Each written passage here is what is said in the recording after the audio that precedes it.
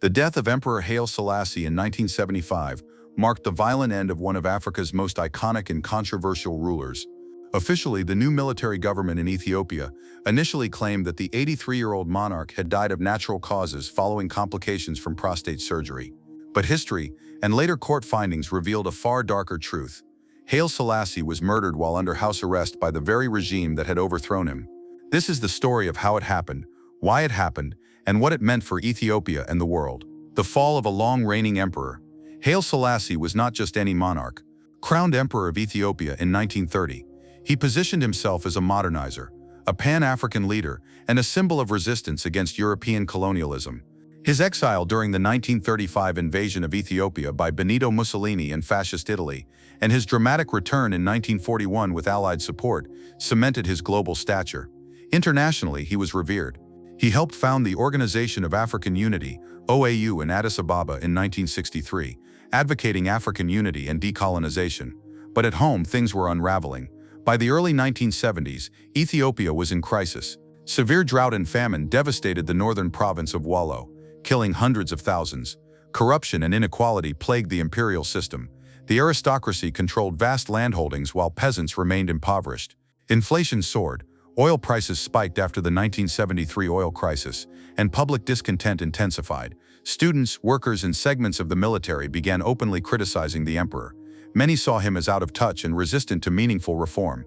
The rise of the Derg.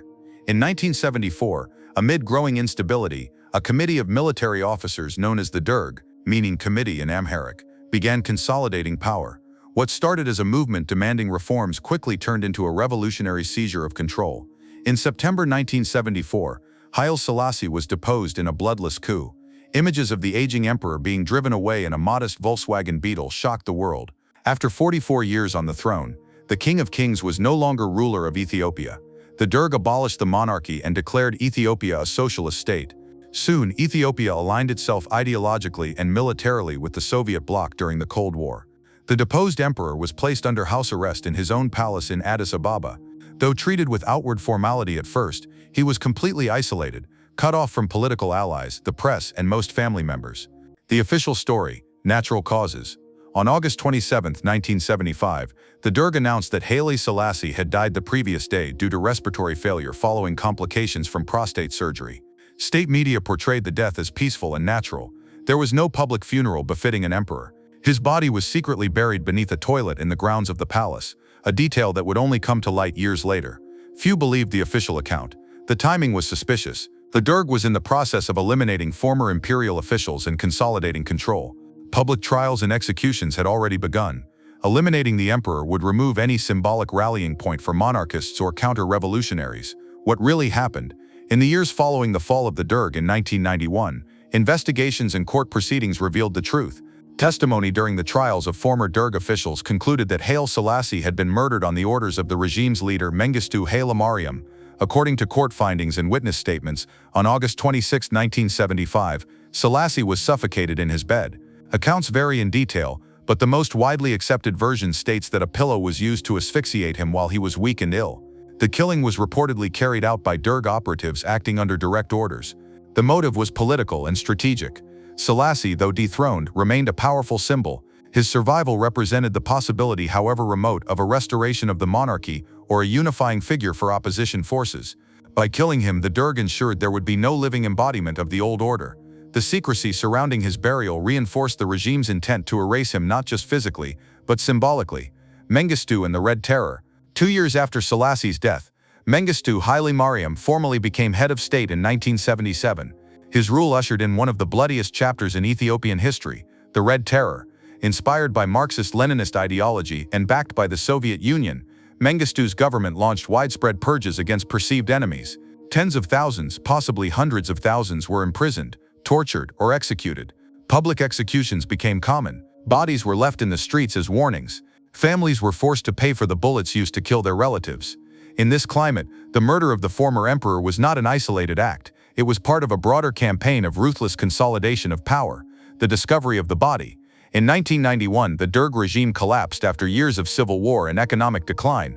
Rebel forces entered Addis Ababa, and Mengistu fled into exile in Zimbabwe.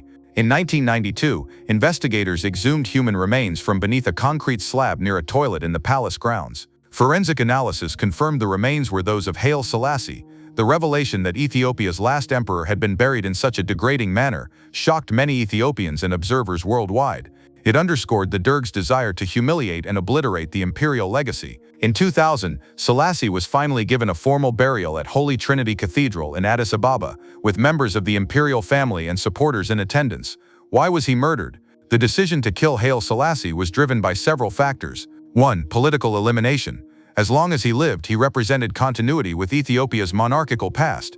Even under house arrest, he remained a potential figurehead for resistance. The Derg sought a complete break from feudalism and monarchy.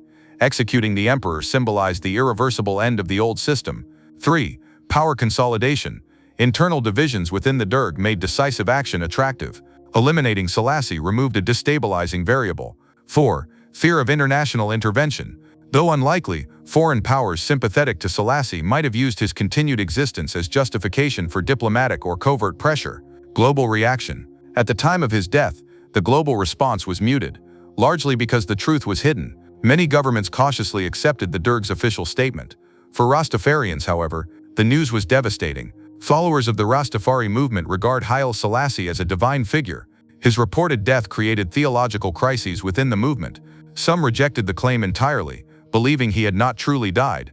When the murder was later confirmed, it added another layer of tragedy and martyrdom to his legacy. Legacy of the murder. Haile Selassie's rule remains deeply debated. Critics argue he presided over an autocratic system that failed to adequately address poverty and famine. Supporters credit him with modernizing Ethiopia, defending its sovereignty, and elevating Africa's voice on the world stage.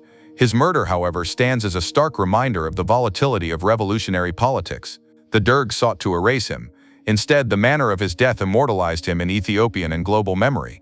The image of an elderly emperor suffocated in his bed by his own countrymen is one of the most haunting political assassinations of the 20th century. Conclusion: Emperor Haile Selassie was not merely dethroned, he was deliberately killed to extinguish a symbol. Officially declared a natural death in 1975, his passing was later proven to be a calculated assassination ordered by Mengistu Haile Mariam and executed by members of the Derg regime. His body was hidden, his burial concealed, and the truth suppressed for years, but history has a way of resurfacing. Today, his legacy remains complex and contested, but the circumstances of his death are clear. It was an act of political murder designed to close one chapter of Ethiopian history and forcefully begin another. If you found this deep dive into the assassination of Haile Selassie insightful, share it with others interested in African history, and explore more untold political stories that shaped the modern world.